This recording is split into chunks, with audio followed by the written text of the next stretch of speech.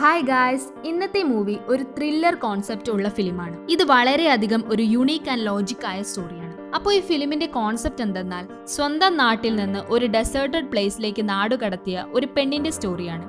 ഇല്ലീഗലായി താമസിക്കുന്നവർ, നാടുകടത്തപ്പെടേണ്ടവർ എന്നിങ്ങനത്തെ ആളുകളെ എല്ലാവരെയും പിടിച്ച് ഡെസേർട്ടഡ് പ്ലേസിൽ കൊണ്ടുവന്ന് ബാഡ് ബാച്ച് എന്ന പേര് കൊടുത്ത് അവരെ എല്ലാവരെയും ആ പ്ലേസിൽ കൊണ്ടിടും. എല്ലാവരെയും തിരിച്ചു പോവാൻ വിലക്കും ചെയ്തു. ഈ കൂട്ടത്തിൽ ഹീറോയിനുമുണ്ട്. അവരെ എന്തിനാണ് ഈ പ്ലേസിൽ കൊണ്ടയിട്ടതെന്ന് പോലും ആർക്കും അറിയില്ല. എന്നാൽ കംഫോർട്ട് എന്ന ഒരു പ്ലേസ് ഉണ്ട്. ഹീറോയിൻ അവിടേക്ക് പോയാൽ നന്നാവും എന്ന് വിചാരിച്ച് അങ്ങോട്ട് പോകുന്നു. ഈ ഡെസേർട്ടഡ് പ്ലേസിൽ എത്തിയപ്പോഴുണ്ടായ അനുഭവവും കംഫോർട്ട് എന്ന പ്ലേസിൽ എത്തിയതിനു ശേഷമുള്ള ഹീറോയിന്റെ ലൈഫും എല്ലാമാണ് 2016 ഇറങ്ങിയ ദ ബാഡ് ബാച്ച് എന്ന ഈ film. So welcome to the film fanatics. ഈ മൂവി നിങ്ങൾക്ക് ഇഷ്ടമായാൽ സബ്സ്ക്രൈബ് ചെയ്യാൻ മറക്കണ്ട. അപ്പോൾ നമുക്ക് മൂവിയിലേക്ക് കിടക്കാം. ഓപ്പണിംഗ് സീനിൽ ഒരു വോയിസ് ആണ് ഫസ്റ്റ് കേൾക്കുന്നത്. അതെന്തെന്ന് വെച്ചാൽ എംപ്ലോയീസിന് ഇൻസ്ട്രക്ഷൻ കൊടുക്കുകയാണ്. ഈ ബാഡ് ബാച്ചിനോട് സംസാരിക്കാൻ പോയിട്ട് ഐ കോണ്ടാക്ട് കൂടെ വെക്കാൻ പാടില്ല, എല്ലാ വർക്കും പെട്ടെന്ന് തീർക്കണം എന്നാണ് ബാക്ക്ഗ്രൗണ്ടിൽ പറയുന്നത്. ഇപ്പോൾ ഒരു പെണ്ണിന്റെ ചെവിയുടെ പുറകിൽ ബാച്ച് നമ്പർ എന്ന പോലെ പച്ച കുത്താണ്. ഇങ്ങനെ അവിടെയുള്ള എല്ലാവരുടെയും ബാച്ച് നമ്പർ എഴുതി പച്ച കുത്തിയിട്ടുണ്ട്. നെക്സ്റ്റ്, ഒരു വലിയ ഫെൻസിന്റെ മുന്നിൽ ഒരു പെണ്ണിനെ കൊണ്ടുവിട്ട് ഫെൻസ് ലോക്ക് ചെയ്ത് പോകുന്നതായി കാണിക്കുന്നുണ്ട്. ഈ പെണ്ണ് എന്താ നടക്കുന്നത് പോലും അറിയാതെ ഫെൻസിന്റെ മുമ്പിൽ നിന്നു. കാര്യം എന്തെന്ന് വെച്ചാൽ US ഗവൺമെന്റ് സിറ്റിസൺഷിപ്പ് ഇല്ലാത്തവരെയും ഇല്ലീഗലായി താമസിച്ചവരെയെല്ലാം ആ പ്ലേസിൽ കൊണ്ടുവിട്ട് ബാഡ് ബാച്ച് എന്ന പേര് കൊടുത്ത് അവിടെ താമസിപ്പിച്ചിരിക്കുകയാണ്. ഇവർക്ക് ആ പ്ലേസ് വിട്ട് തിരിച്ചു പോവാനും പറ്റില്ല. ഇപ്പോ ആ പെണ്ണ് അവളെ കൊണ്ടുവിട്ട ആളുകൾ കയ്യിൽ കൊടുത്തിട്ട് പോയ ഫുഡ് കഴിച്ച് അവിടെ ഇരിക്കുകയാണ്. ഈ പെണ്ണാണ് ഈ ഫിലിമിലെ ഹീറോയിൻ ആലിൻ. എന്നിട്ട് കയ്യിൽ ഒരു ക്യാൻ പിടിച്ച് നടക്കാൻ തുടങ്ങി. അവിടെ ബോർഡിൽ ഒരു നോട്ടീസ് വെച്ചിട്ടുണ്ട്. ഈ പ്ലേസ് കടന്നു പോയാൽ നിങ്ങളെ ഷൂട്ട് ചെയ്യും എന്നാണ് അതിൽ. ഇതൊന്നും നോക്കാതെ ഹീറോയിൻ ആ വെയിലത്ത് നടന്നു പോവാണ്. നടക്കുന്നതിനിടയിൽ നിലത്ത് കിടന്ന ഒരു പേപ്പർ എടുത്ത് വായിക്കുന്നു. അതിൽ ഫൈൻ കംഫോർട്ട് എന്ന് എഴുതിയിട്ടുണ്ട്. കംഫോർട്ട് എന്നത് കുറെ ആളുകൾ നൈറ്റ് ഡ്രൈവ്സ് ഒക്കെ നടത്തി താമസിക്കുന്ന ഒരു സ്ഥലമാണ്. അങ്ങോട്ടാണ് ആലിൻ പോകുന്നത്. ഭയങ്കര ചൂടാണ്. ചുറ്റും മരങ്ങളൊന്നും ഇല്ലാതെ പ്ലെയിൻ ആയിട്ടുള്ള സ്ഥലം. അതിലൂടെ ആലിൻ നടക്കുന്ന നേരം ഒരു കാർ പാർക്ക് ചെയ്തത് കണ്ട് കുറച്ചു നേരം റെസ്റ്റ് ചെയ്യാമെന്ന് പറഞ്ഞ് അതിൽ കയറിയിരിക്കുന്നു. അതിലിരുന്ന് കയ്യിലുണ്ടായിരുന്ന തന്റെ പഴയ ഫോട്ടോസൊക്കെ നോക്കുന്നതിനിടയിൽ ഒരു സൗണ്ട് കേട്ടു. നോക്കിയപ്പോൾ 2 സ്ത്രീകൾ അവളെ ചേസ് ചെയ്യുന്നു. ഇത് കണ്ട് ആലിൻ ഓടി, പക്ഷേ അവരുടെ കയ്യിൽ പെട്ടു. ആ സീൻ കഴിഞ്ഞ് ഫിലിമിന്റെ നെയിം സ്ക്രീനിൽ കാണിക്കുകയാണ്, ദി ബാഡ് ബാച്ച്. ഇപ്പോൾ ഹീറോയിൻ ഒരു പ്ലേസിൽ ബോധമില്ലാതെ വായൊക്കെ കെട്ടിക്കിടക്കുകയാണ്. ഈ നേരം ആലിന് ബോധം വന്നതും ഒരു ലേഡി അങ്ങോട്ട് വരുന്നു. വന്നതും ആ ലേഡി ഹീറോയിനെ സിറിഞ്ച് ഇഞ്ചക്ട് ചെയ്തു. എന്താ നടക്കുന്നത് ഹീറോയിന് മനസ്സിലാവുന്നില്ല. എന്നെ വിട് എന്ന് പറഞ്ഞ് അലറുന്നു. ആ ലേഡി ഒരു വുഡ് കട്ടിംഗ് മെഷീൻ എടുത്ത് ആലിന്റെ കൈ മുറിക്കുകയാണ്. മുറിക്കുമ്പോൾ വേദന തോന്നാതിരിക്കാനായിരിക്കും ഇഞ്ചക്ഷൻ കൊടുത്തത്. എന്നാലും ആലിന് വേദന സഹിക്കാതെ അലറുന്നുണ്ട്. കൈ മുറിച്ച് കുറച്ചു കഴിഞ്ഞതും അവളുടെ കാലും കൂടി മുറിക്കാൻ തുടങ്ങി. എന്നിട്ട് അത് അവർ ബാർബിക്യൂ ചെയ്തു. ഹീറോയിന്റെ ബോധം മെല്ലെ പോയി തുടങ്ങി. പിന്നീട് കണ്ണു തുറന്നു നോക്കിയതും അവളൊരു ഡാർക്ക് റൂമിൽ അടച്ചിട്ടിരിക്കുന്നു. മുറിച്ച സ്ഥലം കെട്ടിവെച്ചിട്ടുമുണ്ട്. ഇപ്പോൾ ഈ സ്ഥലത്തെ ആളുകളെ കാണിക്കുകയാണ്. ഈ കൂട്ടത്തിൽ ഹീറോയുമുണ്ട്. ഇവിടെ കുറെ പേരെ ഇങ്ങനെ കെട്ടിയിട്ടുണ്ട്. എല്ലാവരുടെയും കാലും കൈയും ഒക്കെ മുറിച്ചിട്ടുമുണ്ട്. നമ്മുടെ ഹീറോയിൻ ഭയങ്കര കഷ്ടപ്പെട്ടാണ് ഇരിക്കുന്നത്, ഒരു കാലും കൈയും ഇല്ലാതെ. എങ്ങനെയെങ്കിലും രക്ഷപ്പെടണം എന്ന് നോക്കിയാൽ അവളെ കെട്ടിയിട്ടിരിക്കുകയാണ്. എസ്കേപ്പ് ആവാൻ കുറെ നോക്കിയെങ്കിലും ഒന്നും നടക്കുന്നില്ല. ഇനി അവർ വീണ്ടും വന്ന് മുറിച്ചു കൊണ്ടുപോകുന്നതിന് മുമ്പ് എന്തെങ്കിലും ചെയ്യണമെന്ന് ആലോചിച്ചിരിക്കുന്ന നേരം അവിടെ കുറെ വേസ്റ്റ് കൂട്ടിയിട്ടിരിക്കുന്നു. അതെല്ലാം എടുത്ത് അവളുടെ മുഖത്തും കയ്യിലും ഒക്കെ തേക്കുന്നു. ഇനി നിങ്ങൾ എന്ത് ചെയ്യുമെന്ന് നോക്കാം എന്ന് ഹീറോയിൻ. നെക്സ്റ്റ് മോർണിംഗ് ആ ലേഡി വീണ്ടും മുറിക്കാൻ വന്ന് നോക്കിയപ്പോൾ ആർലിന്റെ ശരീരം മുഴുവൻ ചളി. ലേഡി ഇത് കണ്ട് അവളുടെ കാൽ പിടിച്ച് ഒരു സ്ഥലത്തേക്ക് വലിച്ചോണ്ട് പോയി. എന്നിട്ടൊരു തുണിയെടുത്ത് ആ ചെളിയൊക്കെ കളയാൻ തുടങ്ങി. ഇപ്പോൾ ആലിൻ അവിടെ കിടന്ന ഒരു റോഡ് എടുത്ത് ലേഡിയുടെ തലയ്ക്ക് ഭയങ്കര ശക്തിയിൽ കുറെ നേരം ബോധം കെടുന്നത് വരെ അടിച്ചു. എന്നിട്ട് എങ്ങനെയൊക്കെയോ എഴഞ്ഞ് രക്ഷപ്പെട്ടു പോന്നു. പോരുന്ന നേരം അവിടെ കിടന്ന ഒരു സ്കേറ്റ് ബോർഡും എടുത്തു ഹീറോയിൻ കയ്യിൽ വെച്ചു. ഇപ്പോൾ ആലിൻ രക്ഷപ്പെട്ടു പോകാൻ പോകുന്നത് കംഫോർട്ട് എന്ന സ്ഥലത്തേക്കാണ്. കുറെ ദൂരം പോയതിനു ശേഷം ഒരു സ്ഥലത്ത് കുറച്ചു നേരം ഹീറോയിൻ കിടക്കുന്നു. പിന്നീട് കണ്ണു തുറന്നു നോക്കിയപ്പോൾ കുറെ കാക്കകൾ ഇവളുടെ ശരീരത്തിൽ മുറിവുള്ള സ്ഥലത്ത് കൊത്തുന്നു. ഇത് കാരണം വേദന സഹിക്കാനാകാതെ കരയുകയാണ്.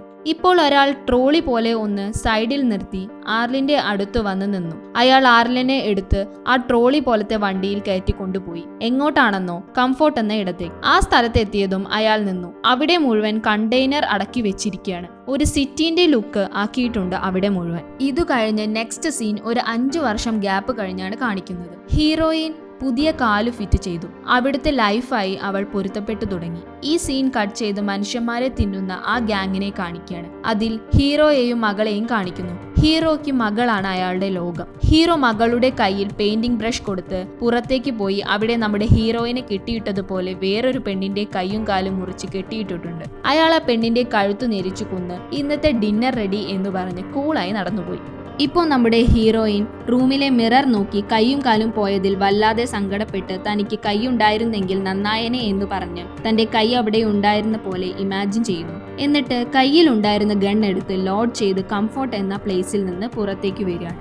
ആ സീൻ കഴിഞ്ഞ് നെക്സ്റ്റ് നമ്മുടെ ഹീറോനെ കാണിക്കുകയാണ്. അമേരിക്കൻ ഗവൺമെന്റ് വേസ്റ്റ് കുറെ അവിടെ ഒരു സ്ഥലത്ത് കൂട്ടിയിട്ടിട്ടുണ്ട്. ഇപ്പോൾ അതിൽ നിന്ന് അവർക്ക് വേണ്ട കാര്യങ്ങൾ എടുക്കാൻ വന്നതാണ് ഹീറോന്റെ കുട്ടിയും വൈഫും. ഇങ്ങനെ നോക്കുന്നതിനിടയിൽ ആ ലേഡിയുടെ കാൽ എവിടെയോ തട്ടി താഴെ വീണു. ഈ പ്ലേസിലേക്ക് നമ്മുടെ ഹീറോയിൻ വരികയാണ് ഗണ്ണും കൊണ്ട്. അവളെ കണ്ടതും ലേഡി, ആരാ നീ? നമ്മൾ രണ്ടുപേരും ഒരേപോലെയാണ്, രണ്ടുപേരും ബാഡ് ബാച്ച് ആണ്. അല്ല, ഇവളെ ഞാൻ മുമ്പ് എവിടെയോ കണ്ടിട്ടുണ്ടല്ലോ. ഹീറോയിൻ വെഞ്ചൻസിന് വേണ്ടി വന്നതാണ്. നോക്ക്, എന്നെ ഒന്നും ചെയ്യരുത്. എന്റെ മകൾ ഇവിടെ നിൽക്കുന്നുണ്ട്. എന്നെ വെറുതെ വിട്ടേക്ക്, ഒന്നും ചെയ്യരുത്. ഹീറോയിൻ അടുത്തു വന്ന് ആ ലേഡിയുടെ തല നോക്കി ഷൂട്ട് ചെയ്തു. അവളുടെ മുഖം ആകെ ദേഷ്യം നിറഞ്ഞ എക്സ്പ്രഷൻ ആയിരുന്നു. പെട്ടെന്ന് മകൾ അമ്മയുടെ അടുത്തേക്ക് ഓടി വന്ന് എന്താ നടക്കുന്നതെന്ന് മനസ്സിലാവാതെ ഇരിക്കുകയാണ്. അപ്പോഴാണ് മനസ്സിലാവുന്നത് കുട്ടിക്ക് സംസാരിക്കാൻ പറ്റില്ലെന്ന്. ഇതു കണ്ടതും ആലിൻ ചെയ്തത് തെറ്റായി. ഒറ്റയ്ക്കായിരുന്നപ്പോൾ ഷൂട്ട് ചെയ്താൽ മതിയായിരുന്നു എന്ന് തോന്നി. ആലിൻ കുട്ടിയോട് കൂടെ വാ എന്ന് പറഞ്ഞ് കൂട്ടിക്കൊണ്ടുപോയി. ഇതെല്ലാം ഒരു ഭ്രാന്തനുണ്ട് അവിടെ. അയാൾ ബൈനോക്കുലർ വെച്ച് കാണുന്നുണ്ട്. ഹീറോ ഇതൊന്നും അറിയാതെ അവരെന്താ വരാത്തത് എന്ന് നോക്കിയിരിക്കുകയാണ്. കുട്ടിയെയും കൂട്ടി ആലിൻ കംഫോർട്ടിലേക്ക് തിരിച്ചുപോയി. അവിടെ എത്തിയപ്പോൾ കുറെ മുയലുകളെ കണ്ടു. കുട്ടിക്ക് അതിനെ ഇഷ്ടമായത് കണ്ട് ഹീറോയിൻ ഒന്നിനെ മേടിച്ചു കൊടുത്തു. എന്നിട്ട് റൂമിലേക്ക് പോയി. കുട്ടി ഹീറോയിനെ തൊടാനൊന്നും സമ്മതിക്കാതെ പേടിച്ചിരിക്കുകയാണ്. നിനക്ക് ഈ സ്ഥലം ഇഷ്ടമായോ? ആയി എന്ന് കുട്ടി തലയാട്ടുന്നു. ഇത് നോക്ക്, എനിക്ക് നിന്നെ അവിടെ ഒറ്റയ്ക്ക് ഇട്ടു വരാൻ തോന്നിയില്ല. അതുകൊണ്ടാണ് നിന്നെ കൂടെ കൂട്ടിയത്. നിനക്ക് ഇവിടെ നിന്റെ ഇഷ്ടം പോലെ താമസിക്കാം. എന്നാൽ ഞാൻ പറഞ്ഞതൊക്കെ കേൾക്കണം, ഓക്കെ? ഇപ്പോ ഈ ഡെസേർട്ടഡ് പ്ലേസിലേക്ക് ഹീറോ പോകുന്നതാണ് കാണിക്കുന്നത്. ചെന്നതും കണ്ടത് വൈഫിന്റെ ബോഡിയാണ്. കുട്ടിയെ കാണാനുമില്ല. ഹീറോ ആകെ ടെൻഷൻ അടിച്ച് ചുറ്റും കുട്ടിയെ നോക്കുന്ന നേരം ഒരു വയസ്സായ ആൾ അങ്ങോട്ട് വന്നു. ഹീറോ കയ്യിലുണ്ടായിരുന്ന മകളുടെ വരച്ച ചിത്രം കാണിച്ചു കൊടുത്ത് ഈ കുട്ടിയെ എവിടെയെങ്കിലും കണ്ടോ എന്ന് ചോദിക്കുന്നു. വൃദ്ധൻ ചിത്രം വരച്ച ബുക്ക് മേടിച്ച് അതിലെ എല്ലാ പേജും നോക്കി. എന്നിട്ട് നിങ്ങൾ നന്നായി വരയ്ക്കുന്നുണ്ടല്ലോ, എന്നെ കൂടി വരയ്ക്ക് എന്ന് പറഞ്ഞ് ബുക്ക് ഹീറോന്റെ കയ്യിൽ കൊടുത്ത് ഒരു കോമഡി പോസിൽ നിന്നു. തന്റെ മകളെ കിട്ടാൻ വേണ്ടി ദേഷ്യത്തിലാണെങ്കിലും ഹീറോ ചിത്രം വരച്ചു കൊടുത്തു. ഇനി പറ, ഈ കുട്ടിയെ നിങ്ങൾ കണ്ടോ? വൃദ്ധൻ ആ ബുക്കിൽ ഫൈൻ കംഫോർട്ട് എന്ന് എഴുതി വെച്ചിട്ട് പോയി. ഇവിടെ ഹീറോയിനും കുട്ടിയും ഭയങ്കര ക്ലോസ് ആയി. അങ്ങനെ രാത്രിയായി പുറത്ത് നടക്കുന്ന നേരം ഒരു മുയലിനെ കൊന്നു തിന്നുന്നത് കണ്ട് കുട്ടി പേടിച്ചു നിൽക്കുകയാണ്. ഇതേ നേരം അവിടെ ഒരു പാർട്ടി നടന്നുകൊണ്ടിരിക്കുകയാണ്. ഇത് കണ്ട് ആർലിനും കുട്ടിയും ആ പാർട്ടി നടക്കുന്ന സ്ഥലത്തേക്ക് പോയി. ഇപ്പോൾ ഒരു ബ്ലാക്ക് ഗ്ലാസ് ഒക്കെ വെച്ച് ഒരാൾ വരുന്നില്ലേ, ഇയാളാണ് ഡ്രീം. ഈ കംഫോർട്ട് എന്ന പ്ലേസ് ഡ്രീമിന്റെ കൺട്രോളിലാണ്. അവർ ഡ്രഗ് ഡീലിംഗ് ചെയ്യുന്നവരാണ്. അതുകൊണ്ട് തന്നെ ഇങ്ങനെ പാർട്ടി നടത്തി അതിനിടയിൽ ഡ്രഗ് വിൽക്കലാണ് പണി. ഇപ്പോൾ ഡ്രീം വന്ന് മൈക്കിൽ നമ്മളെ അമേരിക്കയിൽ നിന്ന് പുറത്താക്കിയെങ്കിലും നമ്മുടെ ഇഷ്ടമനുസരിച്ച് നമുക്ക് ജീവിക്കാം. നിങ്ങൾ ഇങ്ങനെ സന്തോഷിക്കുന്നതിന് കാരണം ആരാണ്? ഞാനാണ്. അങ്ങനെ ഓരോന്ന് പറഞ്ഞ് അവിടെയുള്ളവരെയെല്ലാം കയ്യിലെടുത്തിട്ടുണ്ട് അയാൾ. എല്ലാവരും ഡ്രഗ്സ് യൂസ് ചെയ്ത് അതിന്റെ ലഹരിയിലിരിക്കുകയാണ്. ഈ നേരം ആലിന് ആരോ ഡ്രഗ്സ് കൊടുത്ത് അവൾ അത് യൂസ് ചെയ്തതും കുട്ടിയെ പറ്റിയൊക്കെ മറന്ന് ആകെ കിളി പോയി നടക്കുകയാണ്. കുട്ടിയാണെങ്കിലോ മുയലിനെ കാണാനില്ലാതെ അതിനെ നോക്കി നടക്കുന്ന നേരം ഡ്രീമിന്റെ കയ്യിൽ മുയലിനെ കണ്ട് അടുത്തേക്ക് പോയി. കുട്ടിയെ ഭയങ്കര ഇഷ്ടമായി ഡ്രീമിന്. എന്റെ കൂട്ടത്തിൽ ചേരുന്നോ? കുട്ടി തലയാട്ടിയതും ഡ്രീം അവളെ ഉള്ളിലേക്ക് കൂട്ടിക്കൊണ്ടുപോയി. ആർലിൻ ഈ നേരം ഡ്രഗ് യൂസ് ചെയ്തതുകൊണ്ട് വേറൊരു ലോകത്താണ്. പാർട്ടി കഴിഞ്ഞതൊന്നും അറിയാതെ ഇവൾ ഇങ്ങനെ നടക്കുകയാണ്. ഇങ്ങനെ നടന്ന് കംഫോർട്ടിന് പുറത്തെത്തി ആ ഡെസേർട്ടഡ് പ്ലേസിലെത്തി. അവിടെ ഹീറോനെ കാണിക്കുകയാണ്. ആർലിൻ ഇതൊന്നും അറിയാതെ നിൽക്കുകയാണ്. അടുത്ത ദിവസം ഹീറോയിൻ എഴുന്നേറ്റ് നോക്കിയപ്പോൾ പ്രോസ്തറ്റിക് ലെഗ് കാണുന്നില്ല. അതെവിടെ പോയെന്ന് നോക്കിയപ്പോൾ ഹീറോന്റെ കയ്യിലിരിക്കുന്നു. പെട്ടല്ലോ, ആരുടെ അടുത്ത വന്നെത്തിയത്? എന്ത് ചെയ്യുമെന്ന് ടെൻഷൻ അടിച്ച് ഹീറോയിൻ. ഉടനെ ആ പിക്ചർ കാണിച്ച് ഈ കുട്ടിയെ കണ്ടിട്ടുണ്ടോ എന്ന് ഹീറോ. ഇല്ല, ഞാൻ കണ്ടിട്ടില്ല. ഹീറോ, നീ കംഫോർട്ട് എന്ന സ്ഥലത്തു നിന്നല്ലേ വരുന്നത്? എന്റെ മകൾ അവിടെയുണ്ട്. നീ എനിക്ക് വേണ്ടി അവിടെ പോയി അവളെ എനിക്ക് കൊണ്ടുതരണം. എന്റെ മകൾ എനിക്ക് എല്ലാമാണ്. കൊണ്ടുവന്നില്ലെങ്കിൽ നിന്നെ ഞാൻ കൊന്നുകളയും. അങ്ങനെ ഭീഷണിപ്പെടുത്തി. അവളുടെ പ്രോസ്തറ്റിക് ലെഗ് തിരിച്ചു കൊടുത്തു. ഹീറോയിനോട് കൂടെ വരാൻ പറഞ്ഞു നടന്നു. കുറച്ച് നടന്ന് തിരിഞ്ഞു നോക്കിയപ്പോൾ ആലിൻ അവിടെ തന്നെ നിൽക്കുകയാണ്. ഹീറോയിൻ, ഫോട്ടോയിലുള്ള കുട്ടിയെ കണ്ടുപിടിക്കാൻ പറ്റിയില്ലെങ്കിൽ എന്തു ചെയ്യും? ഞാൻ മുമ്പ് പറഞ്ഞില്ലേ, നിന്നെ കൊന്നുകളയും. ഇപ്പോ ദൂരെ നിന്ന മോട്ടോ ബൈക്കിൽ ഒരാൾ വരുന്നു. ഹീറോ വരാൻ പറഞ്ഞ ആളാണത്. അയാളുടെ ബൈക്കിൽ പെട്രോൾ കഴിഞ്ഞതുകൊണ്ട് പെട്രോൾ നിറച്ചു കൊണ്ടുവരാൻ പറഞ്ഞതാണ്. പക്ഷേ എത്തിയപ്പോൾ അയാൾ വണ്ടി കൊടുക്കുന്നില്ല. ബൈക്ക് തരണമെങ്കിൽ എനിക്ക് തിരിച്ച് ഇങ്ങോട്ടെന്തെങ്കിലും തരണം. ആ പെണ്ണിനെ എനിക്ക് തന്നാൽ നിനക്ക് ബൈക്ക് തരാം. ശരി, നീ കൊണ്ടുപോയിക്കോ. ഇത് കേട്ട് തടിയൻ ആലിനെ തോളിൽ കയറ്റി നടന്നു കൊണ്ടുപോയി. പെട്ടെന്ന് ഹീറോ തന്റെ കയ്യിലുണ്ടായിരുന്ന കത്തിയെടുത്ത് തടിയനു നേർക്ക് എറിഞ്ഞു. അയാളുടെ കഥ കഴിഞ്ഞു. എന്നിട്ട് തടിയന്റെ ഒരു കൈ വെട്ടിയെടുത്തു പോകുന്നു. വഴിക്ക് വിശന്നാൽ കഴിക്കാൻ. ഹീറോയിനെ കൂട്ടി ബൈക്കിൽ കംഫോർട്ടിലേക്ക് യാത്ര തുടങ്ങി. രാത്രിയായതും യാത്ര നിർത്തി ഹീറോ തന്റെ പാഴ്സൽ എടുത്ത് കഴിക്കുന്നു. ഇത് കണ്ട് ഹീറോയിൻ, നിങ്ങൾ എങ്ങനെയാ ബാഡ് ബാച്ചിലെത്തിയത്? ഗാങ്സ്റ്റർ ആയിരുന്നോ അതോ ഡ്രഗ് ഡീലിംഗ് നടത്തിയോ? അങ്ങനെ കുറെ ക്വസ്റ്റ്യൻസ് ചോദിക്കാൻ തുടങ്ങി. 16-ാം വയസ്സിൽ ക്യൂബയിൽ നിന്ന് ഓടിപ്പോന്നു. ഇല്ലീഗലായിട്ട് അമേരിക്കയിൽ താമസിച്ചത്. അങ്ങനെ പെട്ടതാണിതിൽ. ഞാനും ബാഡ് ബാച്ചിലാ. കണ്ടില്ലേ പച്ച കുത്തിയത്? നിന്റെ എവിടെ നോക്കട്ടെ? ഇങ്ങനെ ഓരോന്ന് പറഞ്ഞ് ഹീറോ ആയിട്ട് കമ്പനിയാവാൻ തുടങ്ങി. പെട്ടെന്ന് ഹീറോയിൻ കയ്യിലുള്ള കത്തിയെടുത്ത് ഹീറോയ്ക്ക് നേരെ നീട്ടി. നിന്നെ പോലെ മനുഷ്യരെ കൊന്നു തിന്നുന്നവരെ കാണുന്നതേ എനിക്ക് ദേഷ്യമാണ്. നിന്നെയൊക്കെ കൊന്നു കളയണം. നീ എന്നെ കൊല്ലാൻ പോവുകയാണോ? എന്നാ കൊല്ല് എന്ന് പറഞ്ഞ് ഹീറോ കത്തിയുടെ മുമ്പിലേക്ക് നടക്കുകയാണ്. ഹീറോയിൻ പേടിച്ച് നീ എന്താ ചെയ്യുന്നത് എന്ന് പറഞ്ഞ് പുറകിലോട്ട് നടക്കുന്നു. പെട്ടെന്ന് ഹീറോയിന്റെ ഷോൾഡറിൽ ആരോ ഷൂട്ട് ചെയ്തു. നോക്കിയപ്പോൾ കംഫോർട്ടിൽ ഉള്ള ആളാണ്. അയാൾ ഹീറോയിനെ കൂട്ടി അവിടുന്ന് പോന്നു. അങ്ങനെ ഹീറോയിൻ കംഫോർട്ടിൽ എത്തി വീണ്ടും. പക്ഷെ ആലിന് ഒരു സന്തോഷവും തോന്നുന്നില്ല. ഹീറോനെ പറ്റി ആലോചിച്ചിരിക്കുകയാണ്. അവനെ അത്ര മോശമായ ആളല്ല. അവനെ ഒറ്റയ്ക്കിട്ട് പോകുന്നത് ശരിയായില്ല. ശരി, നാളെ പോയി അവനെ കൂട്ടിക്കൊണ്ടുവരാം. അടുത്ത ദിവസം അവർ നിന്നിരുന്ന സ്ഥലത്ത് പോയി നോക്കിയപ്പോൾ ഹീറോയെ കാണുന്നില്ല. പക്ഷെ അവിടെ അയാളുടെ ഡ്രോയിങ് ബുക്ക് ഉണ്ട്. അതെടുത്ത് അവൾ നടക്കാൻ തുടങ്ങി. ഇപ്പോ വേസ്റ്റ് കൂട്ടിയിട്ട സ്ഥലത്ത് ഒരു വയസ്സായ ആളില്ലേ? അയാൾ ഹീറോനെ കണ്ട് ഇതെന്റെ പടം വരച്ച ആളല്ലേ എന്ന് പറഞ്ഞ് അയാളെ എടുത്ത് വണ്ടിയിലിട്ട് ഒരു സ്ഥലത്തേക്ക് കൊണ്ടുപോകുന്നു. അതുമാത്രമല്ല, ഒരു കാക്കയെ പിടിച്ച് അതിനെ ചുട്ടു തിന്നും ചെയ്തു. അതിനെ ചുടാൻ തീ എങ്ങനെ കൂട്ടി എന്ന് വെച്ചാൽ പൈസ ഇട്ടിട്ടാണ് തീ കൂട്ടുന്നത്. അവിടെ കാശിന് ഒരു വിലയും ഇല്ലെന്ന് മനസ്സിലാക്കി തരുന്ന ഒരു സീനാണ്.